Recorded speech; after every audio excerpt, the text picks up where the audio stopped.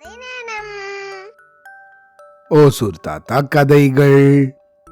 ஓசூர் தாத்தா பிரசன்ஸ். ஒரு பெரிய கிராமம். இந்த கிராமத்தில் நிறைய வீடுங்கள்லாம் இருக்குது. எல்லோரும் நல்லா ஹாப்பியாக ஜம்மு இருப்பாங்க.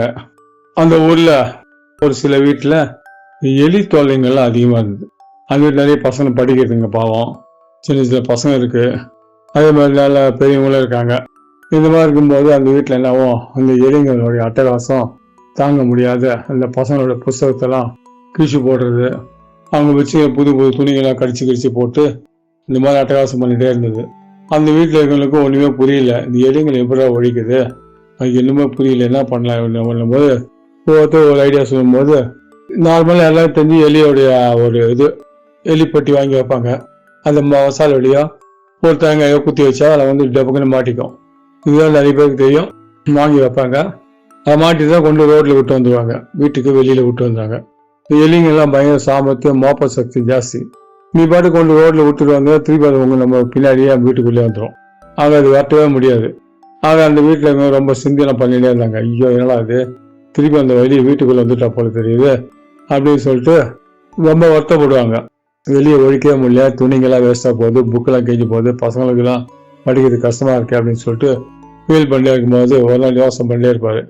என்ன பண்ண, சரி நம்ம டெய்லி என்ன பண்ணுறோம், இல்லைங்க மாட்டினா பிடிச்சி ரோட்டில் விட்டு வந்துடும், அப்படி விடக்கூடாது. ஒரு காக்காயோ பூனையோ அந்த டைமில் இருக்கும்போது அதை பார்த்து அது பக்கத்தில் விட்டாக்க அது பட்டக்குன்னு பிடிச்சி திண்டு போயிடும், அப்போ திரும்பி அந்த வெளியே வரதுக்கு வாய்ப்பே இல்லை அப்படின்னு சொல்லிட்டு அடுத்த நாள் மாட்டும்போது அவர் நம்ம நினச்சிட்டு ரோடுக்கு எத்தும் போவார். அந்த கொல்லி பூண்டை ரோடில் காக்காயோ பூனை ஏனதா இருக்கான்னு பார்ப்பாரு, எதுவுமே இருக்காது. சில டைத்தான் இன்னும் அந்த எலி போன தூக்கின்னு அப்படி போவார். போனால் கொஞ்சம் தூரத்தில் ஒரு லைட் போஸ்ட்டில் காக்கா உட்காந்து காக்கான்னு கத்தினுக்கோம். அந்த காக்கா பார்த்துட்டு காக்கா கிட்ட அப்படியே அந்த காக்காவோட கண் பார்வையில் படுற மாதிரி அந்த எலியை திறந்து விடுவார். விட்டா சில டைத்தில் இந்த காக்கா என்ன போனால் படல வந்து டபக்குன்னு பிடிச்சிரும் இந்த எலிங்களை, சில பிடிச்சின்னு ஓடி போகிறோம், அந்த மாதிரி இருக்கும். சில டைம்ல இந்த ஏதோ பூனைங்கன்னு அப்படி தெரிஞ்சுன்னு இருக்கும். அவங்க எடுத்து போட்ட இடத்துல அந்த பூனைங்க தெரிஞ்சா அதுக்கு ஏற்ற மாதிரி அந்த பூனை கண்ணுக்கு முன்னாடி அப்படி திறந்து விட்டா அது ஓடி போய் பிடிச்சிரும். இந்த மாதிரி விட்டாக்கா அந்த எலி திருப்பி வரத்துக்கு வாய்ப்பே இல்லை. அந்த மாதிரி 2-3 வாட்டி விட்டாங்க. 2-3 வாட்டி விட்டா கூட என்ன ஆச்சு, அந்த எலிங்க போய் இங்கே பொந்தில் பூந்ததுனால சரியா பிடிக்க முடியல. இந்த காக்காயாலும் பூனையாலும் சரியா மாட்டலாம் அந்த எலி. சரி இருந்தாலும் இப்போ மாட்டாத்தாலும் அது திருப்பி அப்படியே யார் வீட்டுக்காக போயிடும். அப்போ அந்த வீட்டில் அட்டகாசம் பண்ண ஆரம்பித்தோம். இப்படி என்ன ஆகும், சில வீட்டுங்கள்லாம் எலிங்கள் அதிகமாகிடுச்சுனால எல்லாருக்கும் ஒன்றுமே புரியல, என்ன பண்ணலாம், எப்படி ஒழிக்கலாம், எலியை பிடிச்சி வெளியில் விட்டா அது திருப்பி வீட்டுக்கே வரக்கூடாது, அந்த மாதிரி தான் பண்ணலாம் அப்படின்னு சொல்லி யோசனை பண்ணும்போது ஒரு வாட்டி ஒரு யோசனை வந்தது. சரி இந்த யோசனை இந்த எலிங்களை மாதிரி ரோட்டில் கீழே விடுறதுனால எலி பூனை கீழே காக்கா திங்கெல்லாம் திருப்பி ஓடி யார் வீட்டுக்காக பூந்துருக்குது, அதாவது பூரா ஏதாவது பண்ணணுமே சொல்லிட்டு என்ன பண்ணலாம், அந்த ஊரில் குளம் இருக்கு, அந்த திடீர் யோசனை பண்ணலாம். இந்த எலியை பிடிச்ச குளத்துல விட்டுட்டாக்கா தண்ணியில் வந்து நீச்சல் நீஞ்சி போவோம், இல்லை தண்ணியில் மாட்டிக்கும் அப்படின்னு சொல்லி யோசனை வந்து என்ன பண்ணுவோம். ஒரு வாட்டி எலி மாட்டுமோ அந்த போனை எடுத்துன்னு போயிட்டு அந்த படிக்கட்டில் இறங்கி அது வாயை ஆப்போசிட் பக்கம் வைக்கிற மாதிரி திறந்து விடுவோம். திறந்து விட்டா அந்த எலி தம்மு நீந்து போயிடும். நல்லா நீச்சல் அடிக்கும் எலி. அது அப்படியே நீச்சல் அடிக்கும். நீச்சல் அடிக்கும் போது சில டைத்துல என்னாகும், இந்த காக்கா பறந்து போய் கூட டக்குன்னு பிடிக்கும். அந்த மாதிரி உண்டு. அந்த காக்கா எனக்கு வெயிட் பண்ணி உட்காந்துருக்கும், கரைக்கு ஒருத்தன் புஷும் போயிடலான்ட்டு. அந்த மாதிரி சில காக்காலாம் உட்காந்துருக்கும். கழுகு இருக்கு, மேலே வட்டம் அடிச்சுட்டு இருக்கும். அந்த கழுகு வட்டம் அடிச்சுக்கும் போது அது கண்ணில் பட்டதுனாக்க அப்படியே சரன்னு வந்து டபக்குன்னு பொச்சு அடிச்சு போடும். அது மிஸ் ஆகாது, கரெக்டாக கொத்தின்னு போயிடும்.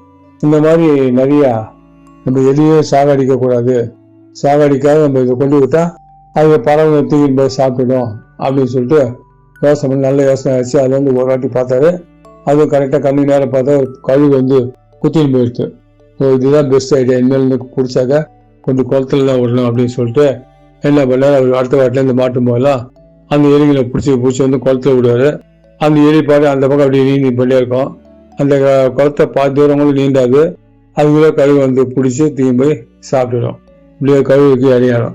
எப்படியும் அந்த வீட்டில் இருக்கிற எல்லா எலியும் கிட்டத்தட்ட பிடிச்சி குளத்துல விட்டு வீட்டில் கொஞ்சம் எலி தொல்லை குறைஞ்சி சந்தோஷமானார். ஓகே, இனிமேல் எலி இல்லை எல்லா எலியும் நம்ம பிடிச்சி வெளில விட்டுட்டோம், இனிமேல் புக்கும் கிழிக்காது, துணியும் கிழிக்காது, பசங்களுக்கு சந்தோஷமா இருக்கும் அப்படின்னு சொல்லிட்டு அப்படியே ஒரு நாள் ஹாப்பியாக இருப்பார். அப்போ அப்படியே விட்டும்போது திருப்பி அந்த தெருவில் ஒரு 4-5 வீட்டுக்காரங்களாம் திருப்பி அவங்க வீட்டிலாம் எலி இருக்கும் போல தெரியுது. அவங்களாவது வீட்டு கேட்பாங்க, ஐயோ சார் இந்த மாதிரி எங்கள் வீட்டில் எலி தொல்லை தாங்க முடியல, நீங்கள் அப்பப்போ எலியை போனில் பிடிச்சி முதல்ல பார்த்துன்னே இருப்பேன், நீ என்ன பண்ணீங்கன்னு கேட்பாரு. ஒன்றும் கவலைப்படாதீங்க சார், நீங்கள் உங்கள் வீட்டில் மாதிரி என் போனை வேணா உங்களுக்கு தர வச்சுங்க, அந்த போனில் பிடிச்சி மாட்டும் போது கொண்டு வாசல்லாம் விட்டுறாரு, விட்டால் திருப்பி வீட்டுக்கு வந்துடும். நீ நேராக கொண்டு குளத்துல விடுங்க, அது நீச்சல் அடிச்சு போயிட்டு இருக்கும்போது காக்காயோ பிறந்த வந்து அது தூக்கி போய் சாப்பிட்டுடும், அதோட திருப்பி அந்த எலியே வரவே வராது, இப்படியே பண்ணுங்க அப்படின்னு சொல்லி அவங்களுக்கு ஒரு ஐடியா கொடுத்தாரு. அவங்களும் அதே மாதிரி ஃபாலோ பண்ண ஆரம்பிச்சிட்டாங்க. இப்படி யார் யார் வீட்டில் எலிங்கள் இருக்குதோ இது ஒருத்தர் பதவி என்ன பண்ணுறாங்க, எல்லாருமே இந்த மாதிரி பிடிச்சி குளத்துல விட ஆரம்பித்தோடனே அந்த கழுகு காக்கா இதுக்கு இறையாயிடுது. இது இறையானோன்னா அதுக்கு திருப்பியும் வரத்துக்கு வாய்ப்பே இல்லை. இப்படியாக அந்த ஊரில் இருக்கிற எல்லா எலிங்களும் ஒரு வழியாக ஒழிச்சு அவங்கவுங்க சந்தோஷமாக இருக்க ஆரம்பித்தாங்க. அவ்வளோதான், பாய்.